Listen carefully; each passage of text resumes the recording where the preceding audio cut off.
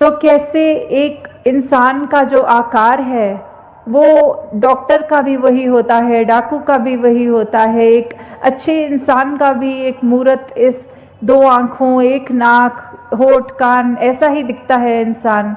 वो हम तो अपनी क्षमता से अनुसार किसी की एक मदद कर देते हैं,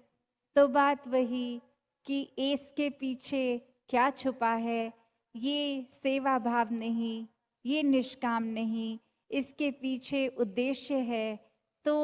ये फिर दिखावा मात्र ही हुआ। तो ये प्यार, भक्ति, आनंद, स्थिरता, सहजता, ये जीवन में जहाँ जितनी गहराई से ठहरेगी उतने ही मानवीय हम बन जाते हैं, उतने ही इंसानिय हम हो जाते हैं। तो इस रूहान के संग से अपने जीवन में इंसानियत को भी सदैव के लिए एक जीवन, और अब इस जीवन को पूरी तरह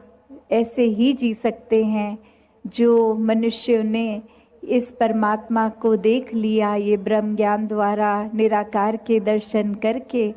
फिर जीवन में हर पल ज्ञान को जीना, इस निरंकार के एहसास में सेवा सुमिरन सत्संग करते हुए जीना।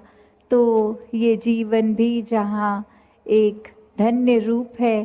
कि यही अवसर है, इसको चाहें तो धन्य कर लें परमात्मा के साथ मन को जोड़ के, या चाहें तो इस मनुष्य जीवन को गवा दें,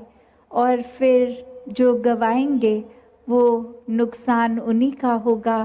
कि एक अवसर सुनहरी मिला भी एक परमात्मा के एहसास में रह के भक्ति में मन को चूर रखने का,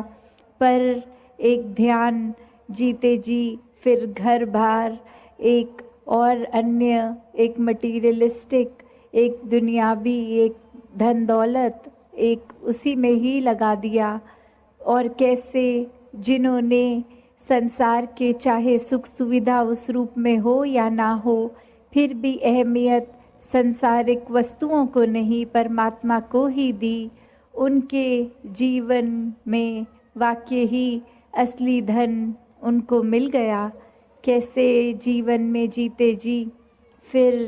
उन्होंने एक ना कि सिर्फ असली मानव की तरह अपना जीवन जिया, पर वो आगे भी सबको प्रेरणादायक ही जीवन जीते गए, जहाँ किसी को उनको ये नहीं बोलना पड़ा कि हमारे जीवन को देखो, हमारा जीवन कितना अच्छा है, पर औरों ने खुद ही ये देखा कि जो परमात्मा से जुड़ गए हैं ब्रह्म ज्ञान द्वारा, उनके जीवन से कितनी ज़्यादा शिक्षा मिलती है। एक वो वाक्य ही मनुष्य के सिर्फ शरीर में ही नहीं है, एक मनुष्य का असली जीवन जी रहे हैं, सारे मानवीय गुण उनमें हैं, दैवीय गुण उनमें हैं। वो फिर एक प्रेरणादायक इतने कि सिर्फ उनके जीवन को ही वो जी रहे हैं इस परमात्मा से जुड़कर भक्ति में रहकर, और वहीं अन्य व्यक्ति भी उनके जीवन को देख रहे हैं और यही इच्छा आ रही है कि इनके जैसा ही जीवन हमारा भी हो जाए। तो ऐसा जीवन जीना कोई किताबी बातें नहीं है, या फिर कोई वो बात नहीं है कि पहले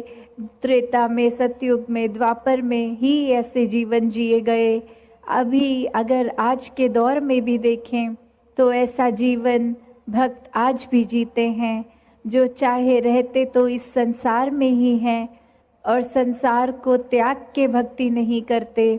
इस संसार में, इसी घर गृहस्थी में, धन दौलत एक रूप जो भी हो, चाहे वो रोजगार बड़ा हो छोटा हो, उसी रूप में रह के परमात्मा का धन्यवाद भी जहाँ करते हैं, वही एक परमात्मा के आश्रय अपने जीवन को हर पल चलाते हैं कि जो परमात्मा ने जिया उसी में शुक्राना, ये परमात्मा का धन्यवाद।